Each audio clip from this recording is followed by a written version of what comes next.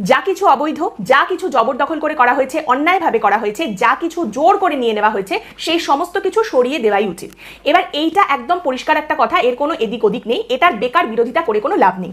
যা কিছু অবৈধ, যা কিছু জবরদখল করে করা হয়েছে সেই সব কিছু সরিয়ে দেওয়া উচিত, এবং এটা হওয়া উচিত আইন অনুযায়ী। আমাদের রাজ্য সরকার বলছে এখন থেকে এই রাজ্যে আইনের শাসন চলবে, সেটাই একদম করে দেখানো উচিত, আইনের বাইরে গেলে চলবে না। এবার এই মুহূর্তে আমাকে আপনি গরিব মানুষের বিরুদ্ধে, আপনি গরিব মানুষের অসহায়তার কথা বুঝছেন না, আপনি গরিব বিরোধী, আপনি দালালি করছেন, এসব বলার আগে একটু 5টা মিনিট আমাকে সময় দিন। আমি যেটা বলতে চাইছি সেটা আপনি একটু শুনে নিন, এবং তারপরে কমেন্টের সেকশনটা তো খোলাই রয়েছে, আপনার যা ইচ্ছে আপনি লিখে যেতে পারেন। আমার কিন্তু প্রশংসা এবং সমালোচনা দুটোই একেবারে মাথা পেতে নেবার মতো ক্ষমতা রয়েছে। আমি সত্যি কথা বলতে অঙ্গীকারবদ্ধ, মন জুগিয়ে কথা বলার কোনো দায়বদ্ধতা আমার নেই। প্রথমে যেটা বললাম, যা কিছু অবৈধ সেই সমস্ত কিছু সরিয়ে দেওয়াই উচিত। আপনারা জানেন যে এই মুহূর্তে আমাদের রাজ্য সরকারের তরফ থেকে একটি অভিযান চলছে, যেখানে দেখা যাচ্ছে হাওড়া, শিয়ালদা এরকম যে স্টেশনগুলো রয়েছে, বড় বড় স্টেশন যেখানে ঘন্টায় লক্ষাধিক মানুষজন চলাচল করেন, সেই সমস্ত জায়গায় দখল করে যা করা হয়েছিল, অবৈধ দোকান টোকান যা ছিল, সেগুলো সরিয়ে দেওয়া হচ্ছে বা হয়েছে। এবার এই বিষয়টাকে অনেকেই প্রশংসা করে, আবার অনেকেই নিন্দে করে বলছে যে যোগী রাজ্যের মতো এখানেও বুলডোজার রাজ এসে গেছে। এবার কিছু মানুষ বলছেন যে হ্যাঁ একদম ঠিক, বেশ করেছে, এটাই তো হওয়া উচিত। আবার কিছু মানুষ বলছেন না না, সরকার যেভাবে বিষয়টা করছে সেটা কিন্তু একেবারে ঠিক হচ্ছে না, এটা কিন্তু ভুল। আবার বেশ কিছু জায়গায় দেখা যাচ্ছে বেআইনি নির্মাণ, বড় বড় বিল্ডিং, সেগুলো ভাঙার জন্যও কিন্তু বুলডোজার নিয়ে আসা হয়েছে। এবার এইখানে বিষয়টা হচ্ছে যে যেটা প্রথমেই বললাম, যা কিছু অবৈধ, যা কিছু জবরদখল করে, জোর করে, অন্যায়ভাবে, অবৈধভাবে করা হয়েছে, সেগুলো সরিয়ে দেওয়াই উচিত। আশা করা যায় যে এরপরে হয়তো অন্যান্য যে রাস্তা, জনবহুল রাস্তা বা যেখানে প্রচুর পরিমাণে গাড়ি ঘোড়া চলে, সেখানে যে ফুটপাত দখল হয়ে গেছে, সেদিকেও সরকার নজর দেবে এবং সেখানেও পদক্ষেপ নেওয়া হবে। এই সবটাই করা উচিত, কিন্তু সবটাই করতে হবে আইনের শাসন মেনে। যেহেতু আমাদের রাজ্য সরকার বারবার বলছে এবার থেকে আইনের শাসন চলবে, তাহলে এমনভাবে করতে হবে, আইনের আওতায় বিষয়টাকে এনে করতে হবে, যাতে পরবর্তীকালে আদালতে গিয়ে এটা খারিজ না হয়ে যায়। কারণ দেখুন, যোগী রাজ্যে এই যে বুলডোজার দিয়ে অবৈধ নির্মাণ বা বাড়িঘর ভেঙে দেওয়া হয়, সেক্ষেত্রে সব থেকে বড় অভিযোগ যেটা উঠে আসে যে ওখানে প্রমাণ দেখানোর আগেই, আইনের আওতায় বিষয়টাকে আনার আগেই বুলডোজার দিয়ে সব ভাঙা হয়ে গেছে, এবং তার ফলে একটা প্রতিহিংসা পরায়ণ আচরণের কথা সামনে উঠে আসে। অনেক ক্ষেত্রে দেখা যায় আদালতে বিষয়টা গেলে সেই ভাঙার সিদ্ধান্তটা খারিজ হয়ে যাচ্ছে, কিন্তু একবার যখন ভেঙে ফেলা হয়েছে তখন আদালতে গিয়ে খারিজ হলেও একেবারে একদিনের মধ্যেই সেই বাড়ি আবার বানিয়ে ফেলতে পারবেন এরকম ক্ষমতা তো সবার থাকে না। বা সরকারকে যদি ক্ষতিপূরণ দিতেও বলা হয়, ক্ষতিপূরণও একদিনে আসে না, সব জায়গাতেই ক্ষতিপূরণ পেতে পেতে মাসের পর মাস ঘুরে যায়, বছরও ঘুরে যায় অনেক জায়গায়। সেই কারণে এর দুটো ভাগ আছে। একটা ভাগ হলো যা কিছু অবৈধ, যা কিছু জোর করে জবরদখল করে করা হয়েছে, সেগুলো অবশ্যই করে সরিয়ে দেওয়া উচিত। দ্বিতীয় ভাগ, এই পুরোটাই করা উচিত আইনের আওতায় এনে, আইনের শাসন মেনে। এই দুটো ভাগ নিয়েই আমি কথা বলবো, কিন্তু প্রথমে প্রথম ভাগটার কথায় আসি। নমস্কার, আমি পৌলমী। একটা ধারণা যেটা এই মুহূর্তে আপনাদের সামনে রাখা হচ্ছে, সেটা আমি ভাঙতে চাই। ধারণাটা হলো, আপনাকে মনে করানো হচ্ছে যে একটা জায়গা আপনি যখন দেখছেন রাস্তার পাশে জবরদখল হয়ে গেছে, সেই জায়গাটায় হঠাৎ করে একটা লোক এসে বসে পড়েছে, দিনের পর দিন সেখানে বসে রয়েছে, সে আর উঠতে চায়নি, তাকে ওঠানো হয়নি, এবং সেই জায়গাটা এইভাবে তার দখলে চলে গেছে। এইবার বছরের পর বছর সে সেই জায়গা দখল করে বসে রয়েছে, সে আর উঠবে না। বিষয়টা একেবারেই কিন্তু এতটা সহজ নয়। আপনি একবার ভেবে দেখুন, একটা জায়গা জবরদখল হয়ে গেল, ওই জায়গাটায় ইলেকট্রিসিটি কানেকশনটা তাহলে কে দিল? অবৈধভাবে হলো। তাহলে সেই অবৈধ কানেকশন যখন দেওয়া হচ্ছে, তখন পুলিশ কি করছিল? পুলিশ কেন সেখানে কিছু বলেনি? পুরসভা দেখতে পায়নি, কাউন্সিলরের চোখে পড়েনি, বিধায়কই বা সেখানে কি করছিলেন কারোরই চোখে পড়েনি, কেউ কিছু জানতে পারেনি। আমি কলেজে পড়ার সময় বউবাজারের কাছে একটা ফুচকার দোকানে ফুচকা খেতাম, এবং সেই ফুচকার দোকানের দাদা আমাকে বলতেন যে দিনে তাকে মোটামুটি 500 টাকা খরচ করতে হয়। 500 টাকা তার যায়। কিভাবে যায়? পুলিশ ধরলে 100 টাকা, লোকাল কনস্টেবল একজন রয়েছেন যিনি সকাল বিকাল ঘুরতে বেরোন, তাকে দেখতে পেলে সে আসলে তাকে 100 টাকা, পুরসভার একটা ছেলে আছে তাকে দিতে হয় 100 টাকা, পাড়ার কেষ্টবিষ্টুরা এলে তাদের জন্য 100 টাকা, এবং লোকাল যে ক্লাব রয়েছে তাকে দিতে হয় 100 টাকা। এইভাবে দিনে 500 টাকা চলে যাচ্ছে তার। আর আপনি ভাবছেন কেন 10 টাকায় মাত্র 3খানা ফুচকা আমাকে দিচ্ছে? আমার গল্পের কথা আপনি ছেড়ে দিন, আমি আপনাদের একেবারে রিপোর্টেড, রেকর্ডেড একটা খবরের কথা বলছি, 2023-এর কথা। 2023-এ এই খবর সামনে আসে, কলকাতার অন্যতম জনবহুল রাস্তা, প্রচুর পরিমাণে সেখান দিয়ে গাড়িও চলে, সেটা হচ্ছে শ্যামবাজার। আপনারা জানেন শ্যামবাজারের ফুটপাথ, সেখানে প্রচুর দোকান, হকাররা রয়েছেন, এবং ওটা একেবারে হকারদের প্রাইম লোকেশন বলা যেতে পারে। এবার সেইখানে ফুটপাথ দখল করা হচ্ছে।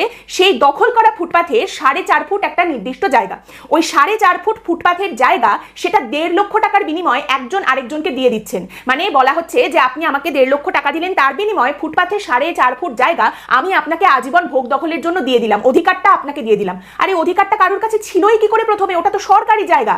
এবং আপনি আরো অবাক হয়ে যাবেন শুনলে যে এই বেআইনি জবরদখল যখন হাত বদল হচ্ছে, সেটা একেবারে আইন অনুযায়ী কোর্ট পেপারে সই সাবুত করে হচ্ছে। কোর্ট পেপারে লেখা হচ্ছে যে 1.5 লক্ষ টাকার বিনিময় এই জায়গার অধিকার আমি ওনাকে দিয়ে দিলাম। এবং এরপর আপনি আরো চমকে যাবেন শুনলে যে জবরদখল করা ওই ফুটপাথের জায়গার ভাড়া ছিল একটা সময় 5,000 টাকা। এই অধিকার হাত বদলের আগে ওখানে ভাড়া দিতে হতো 5,000 টাকা করে মাসে। আরো গল্প শুনুন, গড়িয়াহাট। গড়িয়াহাটে আমরা সবাই কখনো না কখনো গিয়ে পুজোর মার্কেটিং করেছি, বাজার টাজার করেছি। তো সেই গড়িয়াহাটের কথা বলা হচ্ছে, গড়িয়াহাট মোড়ের কাছে, একদম মোড়ে 6 ফুট লম্বা 3 ফুট চওড়া ওই ফুটপাথের জায়গা পাওয়ার জন্য প্রতি বর্গ ফুটে প্রায় ৭৮,০০০ টাকা পর্যন্ত দাম ওঠে। মানে ওই মোড়ের ফুটপাথের জায়গা পাওয়ার জন্য, সেই জায়গা নেবার জন্য আপনাকে প্রত্যেক দিন 700 থেকে 800 টাকা ভাড়া দিতে হবে। আর আপনি যদি কিনতে চান তাহলে প্রতি বর্গ ফুটে ৭৮,০০০ টাকা পর্যন্ত দাম উঠবে। মানে সেখানকার জায়গাটা কিনতে গেলে আপনাকে সব মিলিয়ে এই বর্গফুট অনুযায়ী যা হিসেব সেই টাকা, আইনের যা যা কাজকর্ম আছে, কোর্ট পেপারের শৈশাবুদ, সে সমস্ত টাকা, পাড়ার যে সব দাদারা রয়েছেন, হুব্বারা রয়েছেন, তাদের খুশি করার জন্য টাকা পয়সা, সব মিলিয়ে মোটামুটি আপনাকে 15 লক্ষ টাকা খরচ করতে হবে। আর আপনি যদি একেবারে মোড়ে না দোকান দিয়ে একটু ভেতরের দিকে ফুটপাথের জায়গা নিতে চান তাহলে আপনি দৈনিক 400 টাকা ভাড়ায় সেখানে জায়গা নিতে পারবেন। অথবা আপনি যদি কিনতে চান তাহলে সেখানে ভেতরের দিক হলে আপনার সব মিলিয়ে মোটামুটি 10 লক্ষ টাকা খরচ পড়বে। এবং সেখানে একজন হকার তিনি সংবাদ মাধ্যমকে বলছেন যে দেখুন, এখন নেতারা এসে যদি উঠতে বলেন তাহলে এখানকার হকাররা শুনবে কেন? কারণ যারা এই ফুটপাথের জায়গা বিক্রি করছেন আর যারা কিনছেন, দুপক্ষের মধ্যে মধ্যস্থতা তো নেতারা করাচ্ছেন। এখন যদি তারা এসে বলেন উঠে যাও, তাহলে তাদের কথা হকাররা শুনবে কেন? তারা তো টাকা দিয়েছে। এবং তারই সঙ্গে আরো একজন ব্যক্তি, নাম প্রকাশে অনিচ্ছুক, তিনি সেই সময় সংবাদ মাধ্যমকে বলেন, শ্যামবাজারের ঘটনাটা তো সামনে এসে গেছে, গড়িয়াহাটেও কোর্ট পেপারে শৈশাবুদ করেই সবটা হয়, বেআইনি কাজ আইনিভাবে করিয়ে দেওয়ার মতো প্রচুর লোকজন এখানে রয়েছেন, তারা সবটাই গড়িয়ে দেন। আপনি ভাবুন, বেআইনিভাবে ফুটপাথ যারা জবরদখল করেছে সেটা আবার কোর্ট পেপারে শৈশাবুদ করে সেটাকে আইনি পথে অধিকার দেওয়া হচ্ছে অন্য কাউকে বা বিক্রি করে দেওয়া হচ্ছে অন্য কাউকে, এবং তার একটা গোটা নেক্সাস চলছে। এই নেক্সাসের মধ্যে অবশ্যই প্রশাসনও ঢুকে বসে রয়েছে, এর মধ্যে পুলিশ আছে, এর মধ্যে পুরসভা রয়েছে, এর মধ্যে পাড়ার কেষ্টবিষ্টুরা রয়েছে, এর মধ্যে সবাই মিলে ঢুকে বসে রয়েছেন। তার মানে একজন হকার যখন এই টাকাটা দিয়ে ওই জায়গাটা কিনছেন, তিনি জানেন এটা অবৈধ, যিনি বিক্রি করছেন তিনিও জানেন এটা অবৈধ, কিন্তু এভাবেই চলেছে। এইটাকে যদি আপনি শিলমোহর দেন, এটাকে যদি আপনি সমর্থন করেন, তাহলে আপনি অবৈধতাকে শিলমোহর দিচ্ছেন। এবং এই অবৈধতাকে যদি আপনি শিলমোহর দেন তাহলে আপনি মৃত্যুকে সমর্থন করছেন, মৃত্যুর ওপরে শিলমোহর দিচ্ছেন। কেন এই কথা বলছি? প্রত্যেক বছর পশ্চিমবঙ্গে বর্ষাকালে অন্তত 4 থেকে 5 জনের মৃত্যুর খবর সামনে আসে। কিভাবে তারা মারা যান? অবৈধভাবে ইলেকট্রিসিটির তার যেগুলো হুকিং করা হয়েছে, সেই তার বিভিন্ন জায়গায় ছড়িয়ে ছিটিয়ে থেকে সেই সমস্ত তার জলের মধ্যে ডুবে থাকে এবং বিদ্যুৎ স্পৃষ্ট হয়ে মানুষজন মারা যান।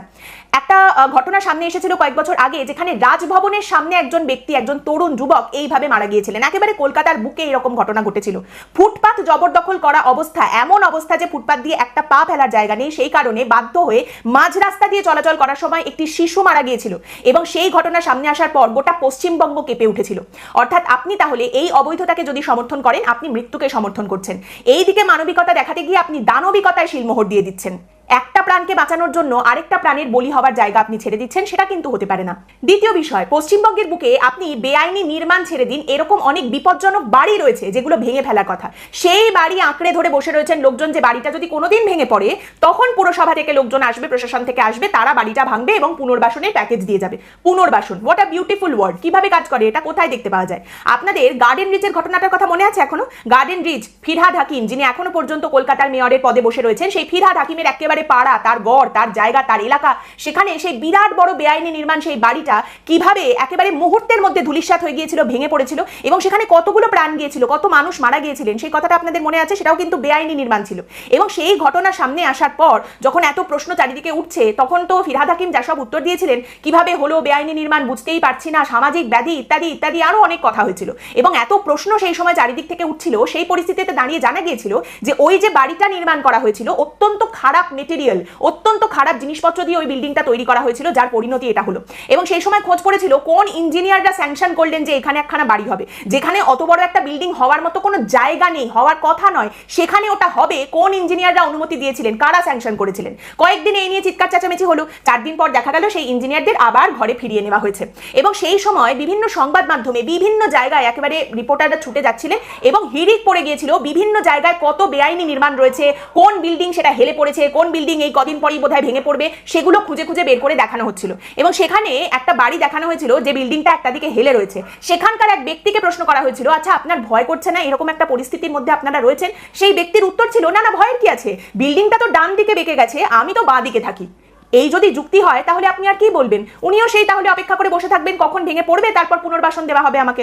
তাহলে যা কিছু অবৈধ, যেগুলো জোর করে জবরদখল করা হয়েছে, বেআইনিভাবে তৈরি করা হয়েছে, আঁকড়ে অন্যায়ভাবে বসে থাকা হয়েছে, সেই সমস্ত কিছু সরিয়ে দেওয়াই উচিত। এগুলোকে সমর্থন করার কোনো জায়গা আছে এটা আমাদের ক্ষুদ্র বুদ্ধিতে একেবারেই মনে হয় না। কিন্তু এখানে একটা কিন্তুর কথা বলছি, যে এই সবটাই আইন অনুযায়ী হওয়া উচিত। এই কথা কেন বলছি? কারণ আমাদের রাজ্য সরকার এই কথা বলেছে যে এবার থেকে পশ্চিমবঙ্গে সব হবে আইন অনুযায়ী, আইনের শাসন পশ্চিমবঙ্গে চলবে, এখানে কোনো স্বৈরাচারিতার জায়গা আর নেই, কোনো রকম স্বেচ্ছাচারিতা এখানে আর চলবে না, সেই দিন শেষ হয়েছে। তাই এই যে বেআইনি নির্মাণ বলুন, জবরদখল বলুন, দখল করা, সমস্ত কিছু যে মুক্ত করা হবে, সরানো হবে, সেটাও আইন অনুযায়ী, আইনের শাসন অনুযায়ী হওয়া উচিত। কিরকম, কেন বলছি এই কথা? দেখুন, প্রচুর প্রমোটাররা রয়েছেন এতদিন ধরে, যারা বিভিন্ন জায়গায় বেআইনি কাজকর্ম করে গেছেন, বেআইনি নির্মাণ করেছেন, পুকুর বুঝিয়েছেন, তার উপরে বড় বড় বিল্ডিং তৈরি করে ফেলেছেন। তারা এখন বর্তমান শাসক দলের দিকে ঝুঁকে পড়ছেন, আরো বেশি করে ঝুঁকে পড়তে চাইবেন। এবং দেখুন, আমরাও তো ঘাসে মুখ দিয়ে চলি না, একটা রাজনৈতিক দলও ঘাসে মুখ দিয়ে চলে না। তারা যে বিভিন্ন রকম প্রসাদ দিতে চাইছেন এখন বর্তমান শাসক দলকে, সেটা অনেকেই যেমন নিচ্ছেন না, আবার অনেকেই নিতে রাজি হচ্ছেন, হয়ে যাবেন এরপরেও। এবার যদি তারাই সেই বিষয়টার মধ্যে আবার ঢুকে পড়েন, তখন কিন্তু গন্ডগোল হয়ে যাবে। কারণ এতদিন দেখা গেছে এই সমস্ত প্রসাদ নিত প্রশাসন, সেই কারণেই যে জায়গায় কোনো কিছু ভাঙার কথা নয়, সেটা 10 মিনিটের মধ্যে ভেঙে পড়ছে। আবার যেটা 10 দিনের মধ্যে ভেঙে দেওয়া উচিত, সেটা দেখা যাচ্ছে 10 বছরেও ভাঙা হচ্ছে না। সেই পরিস্থিতি, সেই বেআইনি পরিস্থিতি যেন তৈরি না হয় এবার। এবার তৃতীয় বিষয়টা হচ্ছে, পরপর দুটো জায়গায় এইভাবে যখন উচ্ছেদের পদক্ষেপ নিতে সরকার গেছে, সেখানে আদালতের তরফ থেকে স্থগিতাদেশ দেওয়া হয়েছে।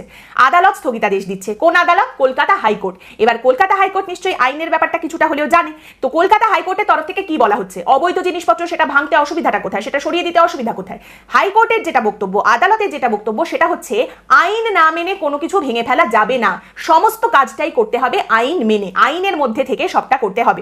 একটা আবাসন যদি আপনি ভাঙার সিদ্ধান্ত নেন, উচ্ছেদের সিদ্ধান্ত নেন, তাহলে সেক্ষেত্রে সেটা কেন অবৈধ, কেন এখানে জরুরি ভিত্তিতে উচ্ছেদের প্রয়োজন রয়েছে, কতটা বিপদ রয়েছে ওই আবাসন থাকলে, সেই সমস্ত কিছু আদালতকে জানাতে হবে, সেটা সমস্ত কিছু আদালতের সামনে প্রমাণ করতে হবে, তারপর যা পদক্ষেপ নেবা সেটা করতে হবে। অর্থাৎ জাস্ট মনে হলো তাই করে ফেললাম, করলে চলবে না। অবৈধ জিনিস সরবে, যা জবরদখল করে তৈরি সেগুলো সরানো হবে, কিন্তু সেটা আইন মেনে করতে হবে। মানে আপনি মনে করুন যে একটা জায়গায় যদি একটা বাড়ি থাকে বা একটা কোনো দোকান, যেটা সরাতে হবে, উচ্ছেদ করতে হবে বা ভাঙতে হবে, সেক্ষেত্রে একটা 45 দিনের সময় নিতে পারে সরকার, একটা নোটিশ দিতে পারে যে তোমাদের কাছে বৈধতার কি কাগজপত্র আছে সেসব দেখাও। যদি তারা দেখাতে পারে ভালো, না দেখাতে পারলে ব্যাস, তারপর এরপর যা পদক্ষেপ সরকারের নেবার সেটাই তারা নেবে। মানে ব্যাপার হচ্ছে, তোমাকে সময় দেওয়া হলে এর মধ্যে হয় তুমি নিজেই বৈধতা সার্টিফিকেট আমাকে দেখাও, তোমার কাগজপত্র দেখাও, না পারলে নিজেই সরে যাও, কারণ আমরা কিন্তু এরপর এই অবৈধ জিনিসটাকে সরিয়ে দেব। এবং তার মাধ্যমে যেটা হবে, এই প্রমাণটা যদি আদালতের সামনে রাখা যায়, তাহলে এই স্থগিতাদেশ আর দেখতে হবে না। এবার এইখানে আপনি বর্তমান সরকারকে খুব পছন্দ করতে পারেন বা খুব অপছন্দ করতে পারেন, তার সঙ্গে বৈধতা বা অবৈধতার কোনো সম্পর্ক নেই। বৈধতা আর অবৈধতার সম্পর্ক প্রমাণের সাথে, যেটার প্রমাণ দেখতে পাওয়া যাচ্ছে সেটাই হবে, এবং সেই প্রমাণটাকে সামনে রেখে কাজ করলেই আর কোনো অসুবিধার জায়গা থাকবে না। সরকার যেমন এটা বলতে পারে না যে এখানে আমি দিয়েছি জমি বলেই এটা বৈধ, তেমনি আবার সরকার এটাও বলতে পারে না যে আমি ভেঙে দেবো বলছি, আমি বলছি তাই এটা অবৈধ। সবটাই প্রমাণের বিষয় রয়েছে। দেখুন, প্রতিহিংসা পরায়ণ একটা সরকারি যদি দরকার হবে, প্রতিহিংসা পরায়ণ একটা সরকারি যদি বাংলার মানুষ চাইবে, তাহলে তো আগে সরকারকেই রেখে দিত, তাহলে তার এই সরকারকে আনতো না। দেখুন, একটা বুলডোজার হ্যাপি সরকার বাংলার মানুষ তো চায় না। বাংলার মানুষ চায় আইনের শাসন মেনে চলা সরকার, এবং বর্তমান সরকারের তরফ থেকেও কিন্তু সেই প্রতিশ্রুতি দেওয়া হয়েছে যে এবার থেকে পশ্চিমবঙ্গ চলবে আইনের শাসন মেনে। একদম শেষে আবারও বলি, যা কিছু অবৈধ, জবরদখল করা, জোর করে নেওয়া হয়েছে, অন্যায় করে তৈরি করা হয়েছে, সেই সমস্ত কিছু সরে যাওয়া উচিত। একদম পরিষ্কার কথা, সেই সব কিছু সরে যাওয়া উচিত, এবং সরকারের সেটা করা উচিত আইন মেনে, আইনের শাসন অনুযায়ী সেটা করা উচিত। রাজ্য সরকার বর্তমানে আমাদের পশ্চিমবঙ্গে যারা রয়েছে, সেই রাজ্য সরকার যদি কথায় আর কাজে এক হয়, তাহলে আইনের শাসন প্রতিষ্ঠা করাই তার লক্ষ্য হয়। এই সমস্ত অবৈধ জিনিসপত্র সরে যাওয়া উচিত, আইন অনুযায়ী সেগুলো সরে যাওয়া উচিত। এটার বেকার বিরোধিতা করার কোনো মানেই হয় না। আজকের পর্ব এখানেই শেষ করছি। আপনাদের মতামত অবশ্যই জানাবেন। পরের দিন দেখা হবে অন্য একটি বিষয় নিয়ে আলোচনায়। ভালো থাকবেন।